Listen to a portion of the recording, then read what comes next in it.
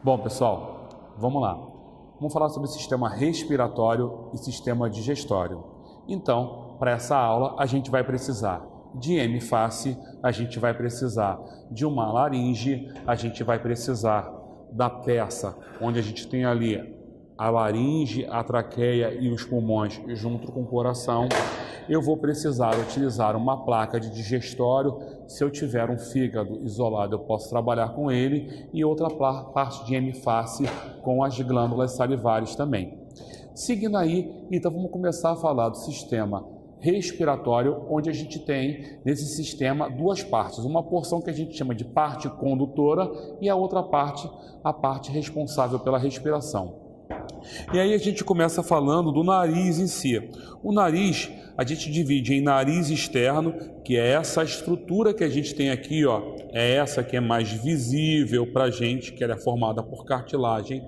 Nesse nariz externo, a gente percebe a existência, ó, de um vestíbulo nasal, onde tem contato com as narinas. Então você percebe essa área aqui é o vestíbulo nasal, que eu tenho contato com as narinas. Eu tenho aqui as conchas nasais superior, concha nasal média, concha nasal inferior. Então, superior, média e inferior. Entre elas, você vê, ó, a existência de como se fosse uma vala, um espaço aqui, um sulco. Essa vala recebe o nome de meato. Tá? Formando o teto aqui, você vê o osso frontal e aqui o osso nasal que a gente tem aqui, parte do osso etimoide também está formando esse teto da cavidade nasal, aqui atrás o osso esfenoide, aqui o assoalho, a gente tem a maxila junto com o osso palatino. Seguindo aqui, você vê que comunicando-se com a cavidade nasal, eu tenho aqui, ó, esses seios paranasais, esses seios, seio frontal, seio esfenoidal, seio etimoidal, esses seios eles têm ligação, eles têm comunicação direta com a cavidade nasal lá, para poder secretar mucosa para ajudar na lubrificação.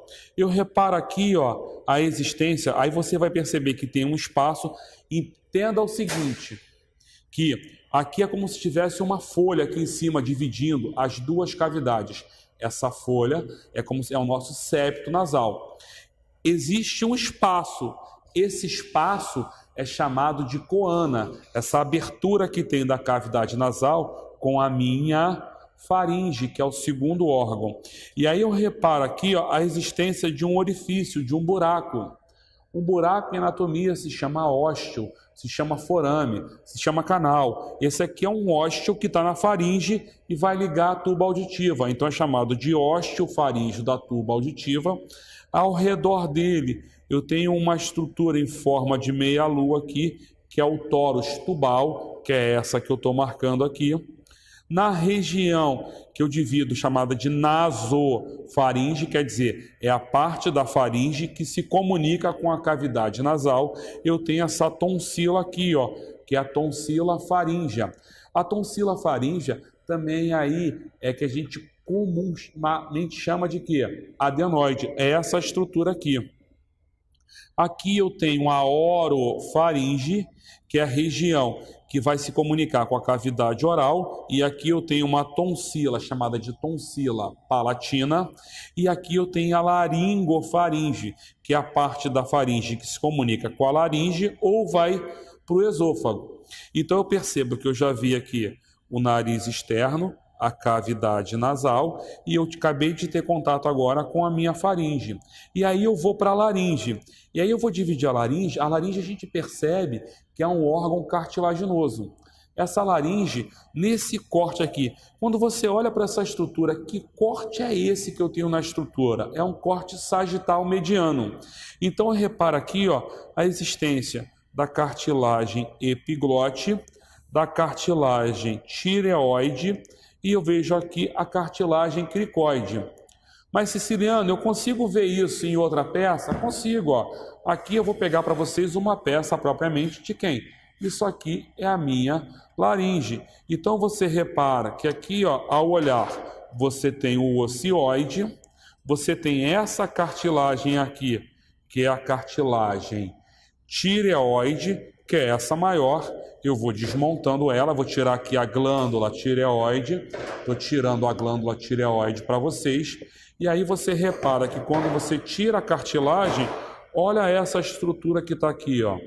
Essa estrutura que está aqui é a minha cartilagem cricoide. Essa aqui, cartilagem cricoide. Então, eu tenho aqui a cartilagem cricoide, a cartilagem epiglote. A epiglote, se você reparar, numa visão posterior, ela vai fechar essa laringe para fazer com que o alimento vá para o esôfago. Então, ela fecha quando ela vai aqui, se projeta posteriormente. Normalmente, quando a gente faz o quê? A gente deglute algum alimento, ela se fecha. Então, aqui, a epiglote. Nessa peça aqui, dá para ver, tá? Mas não está no roteiro, mas é só para a gente ter a título de curiosidade. Eu tenho aqui as cartilagens aritenoide, aqui em cima as cartilagens corniculada e aqui em cima a cartilagem cuneiforme. Mas não é o comum de encontrar essas peças. Seguindo aqui, a gente tem também a nossa traqueia. A traqueia, você repara que é um órgão que ele é formado por vários anéis cartilaginosos. Então, esses anéis cartilaginosos da traqueia, eles estão lá sendo formados, porém, na sua região posterior, ela não é fechada com cartilagem. Então, são anéis cartilaginosos em forma de meia-lua, que na sua parte posterior tem ali o quê? Uma musculatura lisa.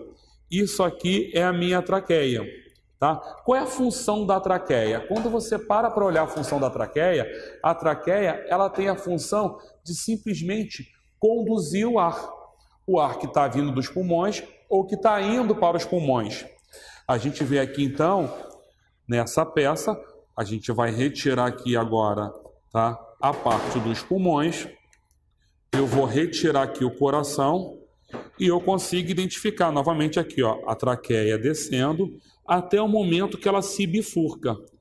Quando ela se bifurca, essa estrutura da traqueia que tem essa bifurcação aqui, esse ponto aqui, ele recebe o nome de carina.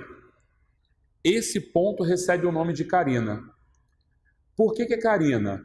Tá? Lá na aula teórica vocês já verificaram que se chama carina porque ele se assemelha à quilha de um barco. E você percebe que a partir daqui há uma divisão em brônquios, que são os brônquios principais, dos dois lados. Tá? Sendo que o brônquio principal direito, ele é mais verticalizado do que o esquerdo. Então o brônquio principal direito ele é mais largo e mais verticalizado do que o esquerdo. Do lado direito do pulmão, quando a gente vai lá e coloca o pulmão, você percebe que o pulmão direito ele tem três estruturas. Ele tem um lobo superior, um lobo médio e um lobo inferior. Se ele tem essas três estruturas, automaticamente eu tenho que ter do lado direito 3 brônquios lobares. Para o lobo superior, para o lobo médio e para o lobo inferior. Então estão os 3 brônquios lobares. Do lado esquerdo, eu só tenho 2 lobos, um lobo superior e um lobo inferior. Então, aqui eu tenho apenas 2 brônquios lobares. Então, você percebe que se a gente for analisar a árvore, tá? A árvore brônquica, na verdade, ou então se a gente for pegar todo o sistema de condução, você percebe que vem aqui, ó, a traqueia, que se divide em brônquios principais, que se subdividem em brônquios lobares. Do lado direito, tendo 3 brônquios lobares, do lado esquerdo, tendo apenas 2. E aí é muito comum você olhar e falar assim, Ceciliano, qual é a diferença de um pulmão direito para o pulmão esquerdo? Eu consigo visualmente identificar isso? Consegue. Quando a gente olha aqui, você percebe que o pulmão direito ele tem um lobo superior, uma fissura. Está vendo aqui, ó, uma fissura, que ela é horizontal, um lobo médio, e aqui eu tenho uma fissura oblíqua. Vou botar assim de lado, fica melhor. Tá? Então, superior, médio e inferior, fissura horizontal, e aqui eu tenho uma fissura oblíqua. Quando você olha, dividindo os dois. Quando eu vou para o lado esquerdo, eu reparo que eu só tenho o lobo superior, o lobo inferior e uma fissura oblíqua entre eles. Porém, no lobo superior, tem essa ponta aqui, ó, que é a língula do pulmão direito, do lobo superior do pulmão esquerdo, tá? Essa língula aqui só tem no lobo superior do pulmão esquerdo a existência dessa língula. Então a gente percebe aí que anatomicamente eu consigo diferenciar isso nas duas peças, inclusive nas peças cadavéricas. Quando eu vou para o sistema digestório, aí já tem outras estruturas. A gente já viu que, formando aqui o assoalho da cavidade nasal, eu tenho o osso maxila e o osso palatino. Isso aqui forma uma estrutura que a gente chama de palato ósseo. Aqui atrás eu tenho o palato muscular, que ele se projeta posteriormente, formando aqui, ó, essa estrutura chamada de úvula, tá? Isso aqui é a úvula, então é palato ósseo, palato muscular e a úvula. Eu reparo aqui a rima bucal. Esse espaço aqui eu chamo de vestíbulo da boca. Aqui eu tenho o dente, aqui eu tenho a língua, onde eu tenho aqui o dorso da língua, o corpo da língua, eu tenho o sulco terminal e eu tenho a raiz. Tanto é que você repara ao olhar aqui que essa estrutura, quando se projeta para deglutir, ela vai tocar na cartilagem epiglote e ela vai fechar aqui para não entrar alimento dentro do nosso tubo respiratório. É interessante que quando eu olho aqui, ó, lateralmente, você está vendo essa estrutura aqui? Essa é uma glândula anexa ao tubo alimentar. Essa glândula está secretando dentro da minha cavidade oral, tá? Secreções, que é a amilase salivar. Essa aqui é a glândula parótida. Eu ainda tenho mais duas estruturas, que é a minha glândula. Só voltando para esse lado aqui, ó. Vou puxar essa peça para ela soltar. Submandibular e sublingual. Então eu reparo a existência da parótida, submandibular, sublingual. São as glândulas anexas ao meu tubo digestório que vão estar secretando na região da boca. Tem outras glândulas? Tem. O fígado e o pâncreas. Vamos lá. E aí, quando a gente olha essa estrutura, a gente vê agora aqui, ó, que caiu lá.